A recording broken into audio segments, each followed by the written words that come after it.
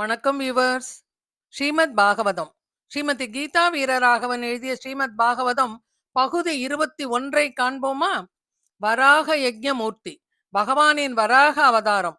பிரம்மாவின் மூக்கிலிருந்து கட்டை விரல் அளவிற்கு குதித்து வெளியே வந்தது அந்த வராகம். பிரம்மா அதனை ஆச்சரியத்துடன் பார்க்க பார்க்க அந்த வராகம் கொஞ்சம் கொஞ்சமாக வளரத் தொடங்கியது.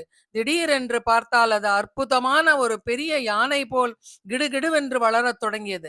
பிரம்மாவிற்கு இப்பொழுது புரிய தொடங்கியது, என்னை படைத்த அந்த நாராயணன் தான் இப்பொழுது மகா வராகனாக தோன்றியிருக்கிறார். வராகம் என்றால் பன்றி.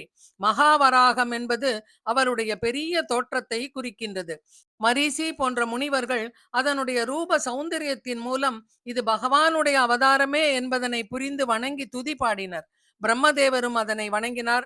பலவிதமாக பகவானை வர்ணித்தார். பகவான் இந்த அளவும் போதாது என்று மீண்டும் மீண்டும் வளரத் தொடங்கினார். முதலில் கட்டை விரல் அளவிற்கு பன்றியாகவும், பிறகு பன்றியின் அளவிற்கும், அதன் பிறகு யானையின் அளவிற்கும், இப்பொழுது ஒரு மலை அளவிற்கு வளர்ந்து நின்றார். சிங்கம் போல் கர்ஜனை செய்தார். இதைத்தான் நம் ஆண்டாள் நாச்சியார் தன்னுடைய நாச்சியார் திருமொழியில் மிகவும் அழகாக, பாசி தூர்த்து கிடந்த பார்மகற்கு பண்டொரு நாள் மாசு உடம்பில் நீர் வார மானமிலா பன்றியாம். அது என்ன மானமிலா பன்றி என்று குறிப்பிட்டுள்ளார்? வடமொழியில் மானமிலா என்பதற்கு அளவில்லாத என்று பொருள். இந்த அளவு பெரியது என்று அளவிட்டு கூற முடியாத வகையில் வராக அவதாரம் இருந்தது. பகவான் எதற்காக இத்தனை பெரிய வடிவில் வந்தார்? பூமியை காப்பாற்றி கொண்டு வர பூமி அளவிற்கு வடிவம் எடுத்தால் போதுமே. எதற்கு இத்தனை பெரிய உருவம்? அவருடைய கோரை பல்லில் சிறு புள்ளி இருந்தால் எப்படி இருக்குமோ அந்த அளவிற்கு தான் பூமாதேவி காணப்பட்டாளாம். இதற்கு மிக அழகாக ஆச்சாரியர்கள் தங்களுடைய வியாக்கியானத்தில் கூறியிருக்கிறார்கள். இது அவர் பூமியின் அளவை பார்த்து அவதாரம் எடுக்கவில்லை, அவருடைய கருணையின் அளவை கொண்டு அவதாரம் எடுத்துள்ளார். அவருடைய கருணைக்குத்தான் எல்லையே கிடையாதே. இதிலிருந்து நாம் தெரிந்து கொள்ள வேண்டியது, நாம் பகவானிடத்தில் பக்தி செலுத்தினால் நம் பக்தி எவ்வளவு என்பதை பார்த்து அவன் அனுகிரகம் செய்வதில்லை, அவனுடைய கருணை எந்த அளவிற்கு என்பதை பொறுத்து அனுகிரகம் செய்கின்றான்.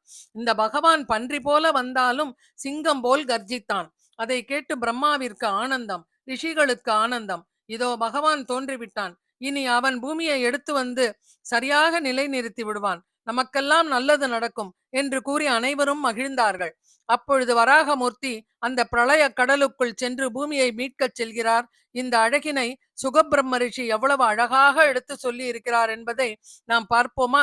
சுகபிரம்ம ரிஷி வராக பெருமாள் பூமாதேவியை எப்படி மீட்கப் போகிறார் என்பதனை பரீட்சித்திற்கு கூறியதை நாம் அனைவரும் கண்மூடி நம் மன கண்முன்னே காட்சியினை கொண்டு வந்து அனுபவிப்போம்.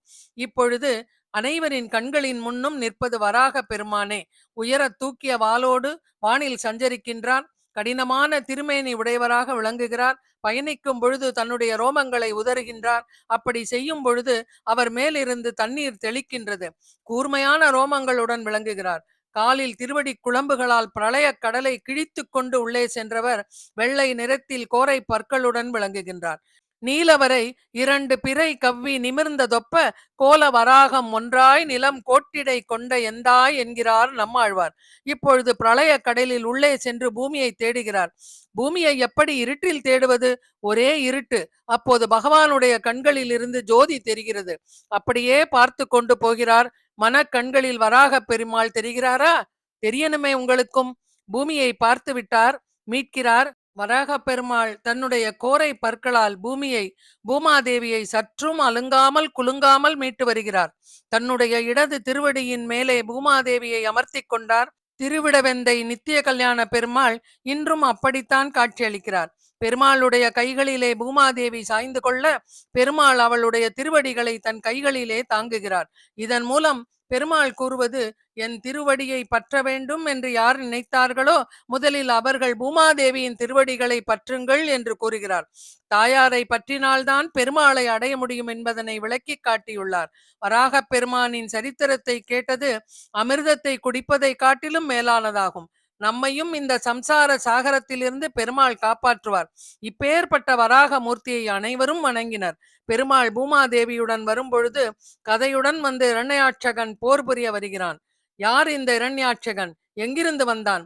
பூமாதேவியுடன் வரும் வராக பெருமாள் அவனை என்ன செய்கிறார்? இந்த வராக மூர்த்தியை யக்ஞ வராக மூர்த்தி என்று அழைக்கின்றோம். ஏன் அப்படி அழைக்கின்றோம்? இதனை ஸ்ரீமத் பாகவதம் பகுதி 22 காண்போமா? நன்றி, வணக்கம்.